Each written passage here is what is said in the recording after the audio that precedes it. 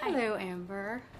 Your role of Baja was further developed after your wonderful audition for the part. So how did you initially see Baja when you first got the script? Yeah, the writing was amazing. I can't deny that. I just wanted to bring in more depth to her. I always try and look for roles that bear more importance and roles that are intelligent and challenging and that will challenge an audience and make them think. And that's why I'm in this business. And I saw Baja and I just brought a little bit more experience to her and made her a little bit more complex just by bringing in my own life experience. I mean, hey, we've all been there, you know? And by that, I made her more organic and brought more depth into her. She's more complex than one would think. And we meet that girl at first and we think, oh no, I'm one of those. Exactly. Another one.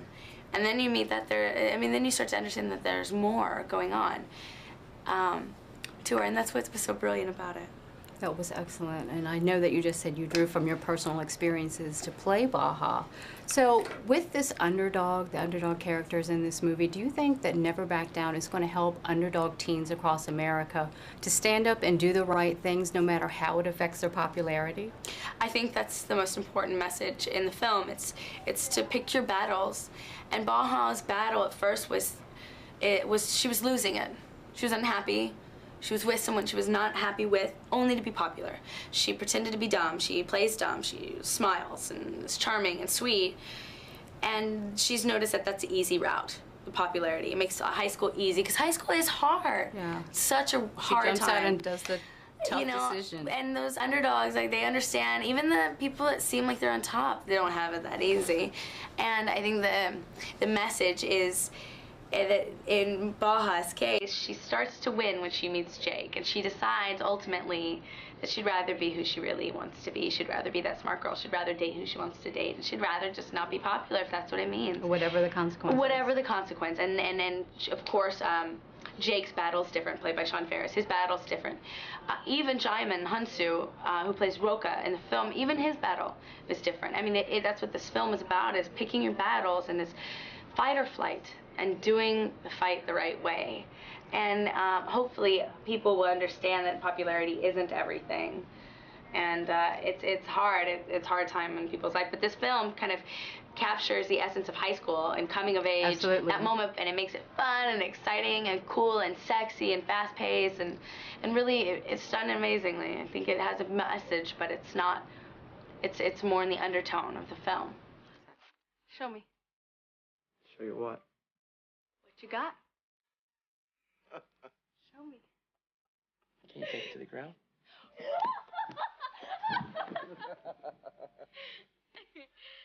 You see, it's about submission.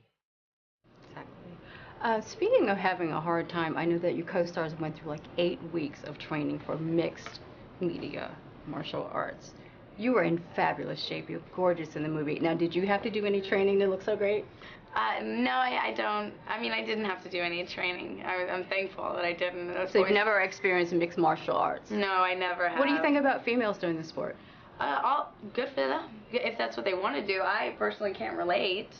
And I definitely won't be pursuing MMA if this whole acting thing doesn't work out, if you know what I mean. It's exactly. just not my thing. But if a girl wants to do it, I mean, why not? The sport is becoming enormously popular. It is. It's enormously. Do you think with its popularity growing so much that there's any danger with the number of kids getting involved in it that don't have the training for it?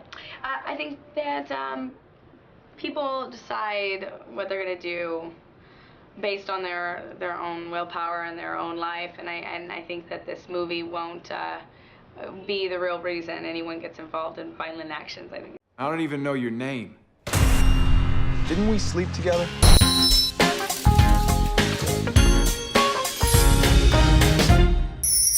What's going on? I like it. You look good. Thank you. You look very clean, fresh, and sophisticated.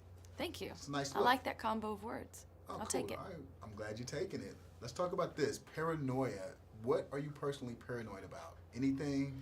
Do you believe in that whole theory of paranoia? Oh, what do you mean, what theory of paranoia? Like, just like taking either like conspiracy theory and theories and worrying about them, or just being paranoid in general? Yeah, well, I think living this life you know, if you're in the public eye at all, you have to learn to kind of always look over your shoulder. You have to kind of always watch your back. I mean, I think like it was 9 or so years ago that I stopped doing, you know, using my real name online and stopped, you know, bank records in a different name. Like all those things that you have to do in this line of work to make sure you have a private life is actually pretty relevant to this in a way. You kind of have to live. No, it's very. You have to protect yourself because you're out there and things are so accessible now.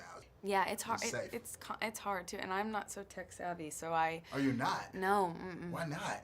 What do you mean, why not? Because, man, get on the bandwagon. You really are you purposely not tech savvy? No, I mean I can you know change a fan belt in my car. I can you know work on the carburetor. I can help you know rebuild a bumper or rebuild a carburetor if I need to. So you're more like the but I can't email without some assistance. All right, I got you. Well, that's the question I was gonna have for you though. Like, what's your favorite gadget right now? What's that one thing that you can't live without? That you just say, I'm on it right now? My record player. That's how tech savvy I am. I'm not kidding. No, that's cool. So you're playing vinyl. Yeah. Lots of vinyl. Yeah. Right, what's the last hot thing you bought on vinyl? I bought a compilation blues album that had everything from Skip James to John Lee Hooker to R.L. Burnside on it. It was that's very like cool. a mixed vinyl. Yeah, mixed vinyl. No, that's cool. Yeah. Cool. So how many total albums do you have on vinyl in your collection? Oh, I don't know. I've been collecting them since I was a kid. That's nice. Do you DJ ever? No. Oh, you should do that. Like break out to the collection, like spin your favorite hits. That would be like a cool party. I would come to that. All right. Yeah, all right. Good to know. Yeah, that's good to know. I'll keep that in my back pocket if All this right, whole cool. acting thing doesn't work out. All right.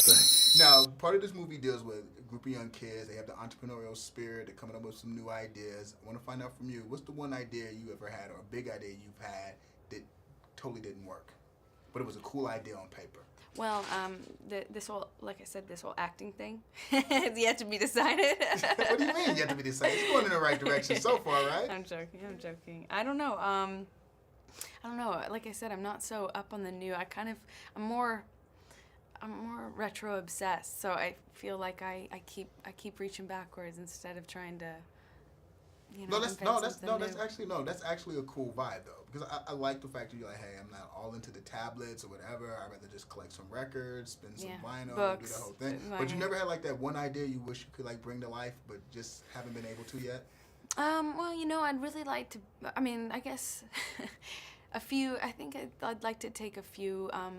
I'd like the ability to have my old cars fitted with seatbelts and such like amenities.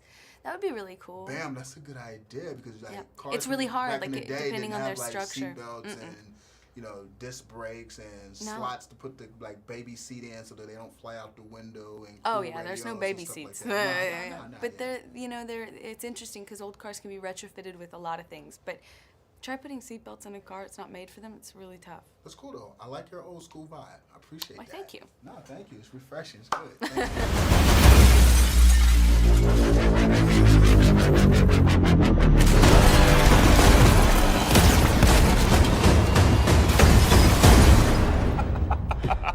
That was awesome. I kind of expected water to splash on me while I was in my theater seats or something. Yeah. But really, like, how does it feel to have like the action figures and stuff now? I mean, you've done a lot of movies, but now there will be maybe a video game and action figures that's probably modeled off of you. Like, how different is that to see that part of it? I know, it was weird. I was at a fan signing at Comic-Con, and one of the fans came up, or what I thought was a fan, and she said she was writing the Mira spinoff comic book. And I thought that was so, I was like, what? That's crazy. Yeah. And also, why didn't anyone tell me about this? It was, but yeah, it's cool. It's kind of weird, to see yourself in action, in Barbie and action figure forms and dolls and stuff. It's kind of a surreal experience. Yeah. My friends now have kind of developed this habit of taking Mira dolls. A box was shipped to my house that I intended to send to my nephews, and my friends have a running joke now. They just keep hiding the Mira dolls in different places. So I have people over, and I'll go to open, the pantry or something. There's a Mira doll sitting on a box of chocolate. It's like, It's very, very bizarre. I'm not thinking about Mirror Dog, but I love seeing you on film, so keep on doing your thing, but keep on watching or playing with the toys or whatever. I keep discovering them. Thank you. All right, thanks.